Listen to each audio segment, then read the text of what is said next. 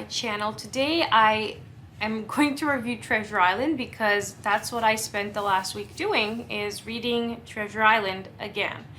And I realized I've never actually fully reviewed this book, so maybe it's overdue. I don't know if you know this about me, but I do tend to like pirates, and this story is primarily responsible for a lot of the lore that we have in mainstream media of all kinds about pirates. And I've spoken about this at length. The book that I'm going to shout out again is Why We Love Pirates by Dr. Rebecca Simon. Now, that aside, I do want to spend some time just admiring this illustrated edition. So this is what sent me on this reread journey.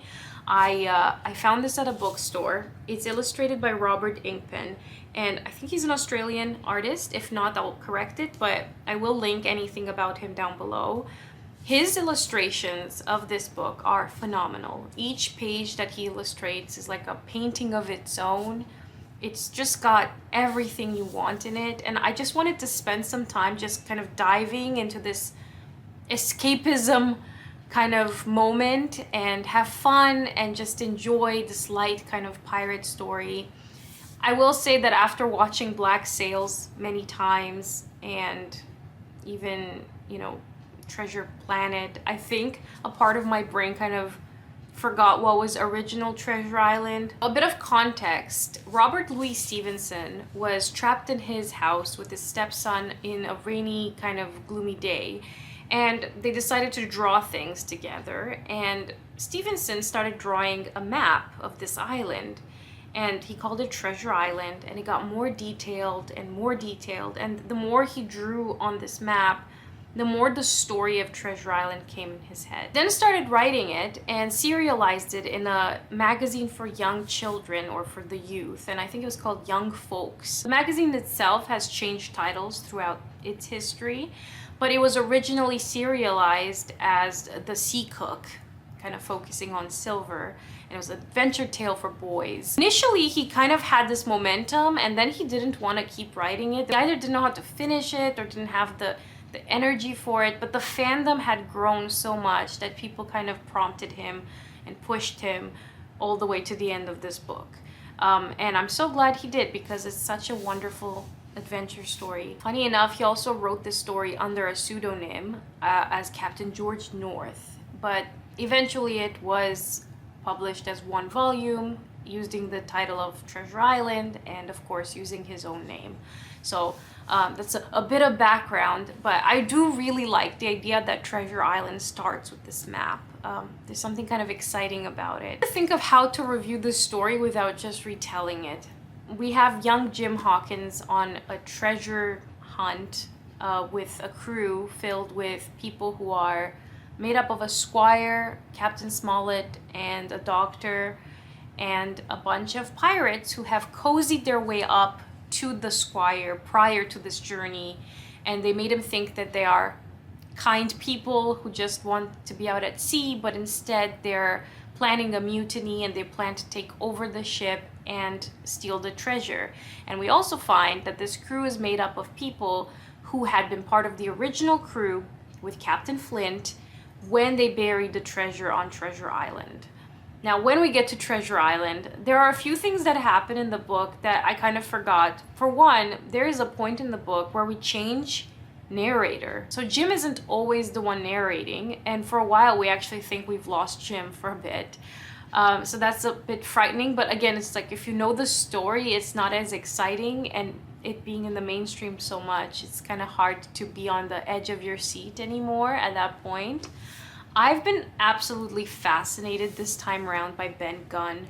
I think before, like the first time you read Treasure Island, of course you're taken in by Silver. It's so hard not to fall in love with this really weird character, and he has all of these funny lines. One of my favorite ones so far has been, to be young again and have 10 toes. And then I realized, oh yeah, he has a maximum of 5 toes. But Ben Gunn is fascinating to me for a few reasons. First of all, we know that this trip with Flint and Silver and the original crew happened 10 to 15 years ago. So Ben Gunn knew them because he mentions that he's recognized some of them when he has his first conversation with Jim. But then he also mentions a few times that he was marooned on this island 3 years ago. He's only been here for 3 years. In this 3 year time, he not only builds a house, but he also finds the original treasure and relocates it. But in my head, I'm wondering what in the world happened to Ben Gunn between the 15 years ago and 3 years ago, because he clearly wasn't with the original crew. I don't think he was marooned by Flint and Silver. I think a different crew entirely marooned him on this island. So something must have happened to him in between that. He's on this island and losing his mind a little bit, and he also has this weird obsession with cheese. He misses civilization, and he especially dreams of cheese. And the funny bit is that on this island, when we go back to meeting with the doctor says that he has this like one locket, and what he keeps in it just in case is a spare piece of cheese, and he wants to give it to Ben Gunn. I don't know, I just found that really funny this time around. The doctor has a lot of funny lines. Captain Smollett is interesting.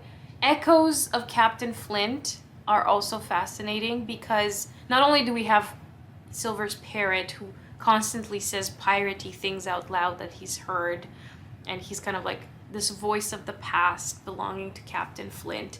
But even when the doctor and the squire talk about Flint, they talk about him with so much respect. He was so feared. I'm so happy he was an Englishman. It really makes him a man of legend in many ways. And I think with the ending too, with Silver getting away with a part of the treasure and also just escaping into the mist, as it were, it's kind of fun to think that his story could keep going, and I'm sure that there are many retellings out there, and I'm gonna find a few of them. I don't think I have much more to add, just to say that if you haven't read this, you should definitely read it, and read it to your children or to children in your life before they get too old and get distracted with much more intense or more violent pirate narratives, because then this one sort of dulls in comparison. It was a bit hard for me to suspend my disbelief and pretend I'm encountering this for the first time. Definitely give it a go. That's it. Thank you very much for watching, and I'll see you in a future video. Bye!